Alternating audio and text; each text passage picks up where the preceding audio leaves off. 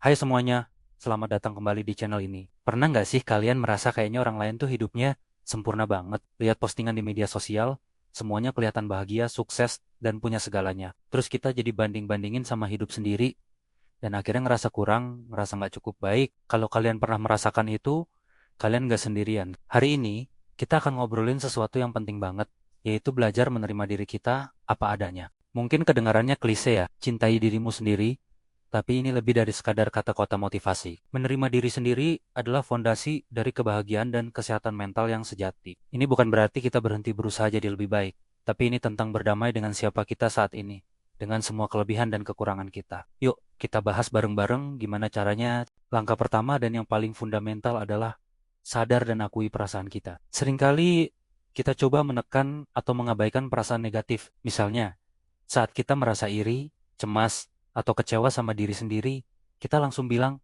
ah, gak boleh gini. Padahal perasaan itu valid. Coba deh, luangkan waktu sejenak. Saat perasaan itu muncul, jangan langsung dihakimi. Akui saja, oke, aku lagi ngerasa insecure sekarang. Atau aku lagi sedih karena gagal.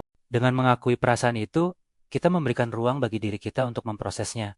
Bukan malah menumpuknya jadi bom waktu. Setelah kita sadar dengan perasaan kita, coba deh mulai kenali diri lebih dalam. Apa sih kekuatanmu? Apa kelemahanmu? Kita semua punya keduanya, dan itu normal. Mungkin kamu jago banget masak, tapi payah dalam urusan matematika. Atau kamu pendengar yang baik, tapi sering telat. Coba buat daftar kekuatan dan kelemahanmu. Tujuannya bukan untuk meratapi kekurangan, tapi untuk melihat gambaran utuh diri kita. Dengan begitu, kita bisa lebih objektif. Oh, ternyata aku punya banyak hal baik juga ya. Dan untuk kelemahan, kita bisa lihat mana yang bisa diperbaiki, mana yang memang bagian dari diri kita yang perlu diterima. Sekarang, kita masuk ke bagian yang sering bikin kita goyah, perbandingan sosial. Di zaman sekarang, gampang banget kita kejebak membandingkan behind the scenes kita dengan highlight reel orang lain. Ingat, apa yang kita lihat di media sosial, itu seringkali hanya sisi terbaiknya saja. Kita nggak tahu perjuangan, kegagalan, atau air mata di baliknya. Jadi, yuk mulai kurangi kebiasaan membandingkan diri. Coba batasi waktu main media sosial. Unfollow akun-akun yang bikin kamu merasa minder. Sebaliknya, follow akun-akun yang memberikan inspirasi positif dan realistis. Fokus pada perjalananmu sendiri. Karena setiap orang punya timeline dan jalannya masing-masing. Langkah selanjutnya adalah praktik self-compassion atau berbelas kasih pada diri sendiri. Coba pikirin deh, kalau teman baikmu lagi sedih atau gagal, apa yang akan kamu katakan ke dia? Pasti kamu akan menghibur, kasih semangat, dan bilang kalau semua akan baik-baik saja kan. Nah, kenapa kita nggak bisa melakukan hal yang sama untuk diri kita sendiri? Seringnya, kita malah jadi kritikus paling kejam untuk diri kita. Jadi, mulai sekarang, coba perlakukan dirimu seperti kamu memperlakukan teman baikmu. Saat kamu melakukan kesalahan, jangan langsung menghakimi. Katakan pada dirimu, gak apa-apa, semua orang bisa salah. Yang penting aku belajar dari sini. Ini bukan memanjakan diri, tapi memberikan dukungan yang kita butuhkan untuk bangkit lagi. Selain itu, penting juga untuk merayakan pencapaian-pencapaian kecil. Kita seringkali terlalu fokus pada tujuan besar di depan, sampai lupa menghargai proses dan langkah-langkah kecil yang sudah kita lewati.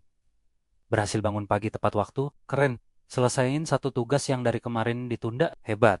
Dengan merayakan hal-hal kecil ini, kita melatih otak kita untuk melihat hal-hal positif dan menghargai usaha kita sendiri. Ini akan membangun rasa percaya diri dan momentum untuk terus maju. Sekarang, mari kita bicara soal penampilan fisik. Ini salah satu sumber insecure terbesar bagi banyak orang. Standar kecantikan yang diciptakan media seringkali tidak realistis dan membuat kita merasa tidak cukup.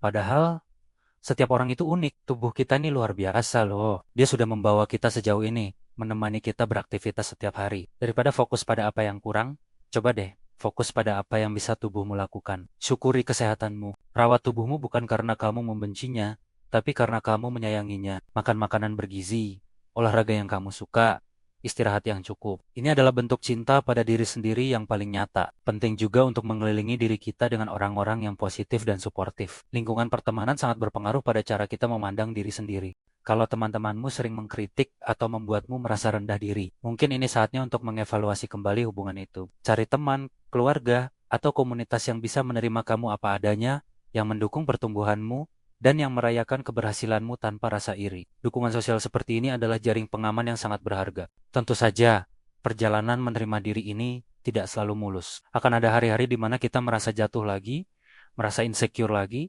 dan itu wajar. Proses ini bukan garis lurus yang terus menanjak. Ini lebih seperti spiral, di mana kita terus berputar, tapi setiap putarannya membawa kita ke level pemahaman yang lebih tinggi.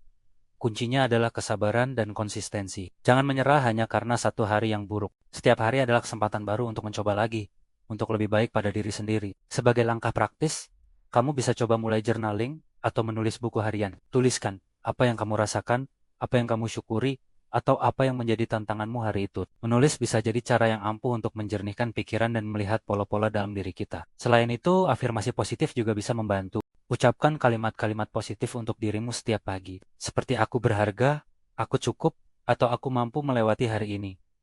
Awalnya mungkin terasa aneh, tapi lama-kelamaan ini akan membantu memprogram ulang pikiran negatif yang selama ini bersarang di kepala kita. Jadi, kesimpulannya, menerima diri apa adanya adalah sebuah perjalanan panjang yang membutuhkan latihan. Ini tentang kesadaran, pengenalan diri, berhenti membandingkan, berbelas kasih pada diri sendiri, merayakan hal kecil, merawat tubuh, dan membangun lingkungan yang suportif. Ini bukan tentang menjadi pasrah, tapi tentang membangun pondasi yang kuat agar kita bisa tumbuh menjadi versi terbaik dari diri kita dengan cara yang sehat dan penuh cinta. Ingat, kamu berharga bukan karena pencapaianmu atau penampilanmu, tapi karena kamu adalah kamu. Tidak ada orang lain di dunia ini yang persis sepertimu, dan itu adalah kekuatan terbesarmu. Kalau kalian merasa topik ini berat dan butuh bantuan profesional untuk melewatinya, jangan ragu untuk mencari bantuan psikolog atau konselor ya. Itu adalah langkah yang sangat berani dan bijaksana. Terima kasih banyak sudah nonton video ini sampai habis. Semoga obrolan kita hari ini bisa bermanfaat. Kalau kamu punya tips lain tentang cara menerima diri sendiri, jangan ragu untuk berbagi di kolom komentar ya. Mari kita saling dukung satu sama lain. Jangan lupa like, komen, dan subscribe channel ini supaya kita bisa terus belajar bareng. Sampai jumpa di video selanjutnya.